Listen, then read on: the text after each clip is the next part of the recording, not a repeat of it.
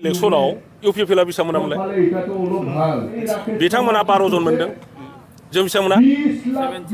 जोङो 17 जन मोनदों बिथांमोना सरकार गठन खालामनांगौना जों सरकार गठन खालामनांगौ दा पावाराव थानानै पावारखौ मिस इउटिलाइज खालामनो नागिरदों सोरखौबा धंस खालामनो गभर्नमेन्टआ अनेस्ट जानांगौ सिम्प्लिसिटि थानांगौ बयनिबो प्रति अननाय थानांगौ बेयो डेम'क्रेटिक कान्ट्रि आइइउआइ न' होनोबो इउपिपिएल जायाब्ला न' मोना अरुणोदय स्किम मोननोबो इउपिपिएल जायाब्ला मोना बे मा मोजां सरकार नामा बे मोजां सरकार नामा नोङो इउपिपिएल ना बिजेपि ना बिपिएफ जोंनि दिनाव जों सोंदोंमोन नामा गोरिबा गोरिब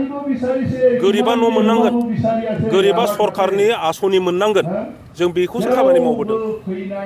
मोनफ्रोमबो गामिथिं लामा नांगोन जों लामासो बानायदों बिथांमोननि बायदि बे गामिया इउपिपिएल नङालै बिपिएफसो बाहाय लामा हरनाङा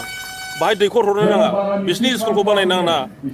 बेबायदि सरकारखौ बे रायजो राजानो मानो नांगौ सम फैगोन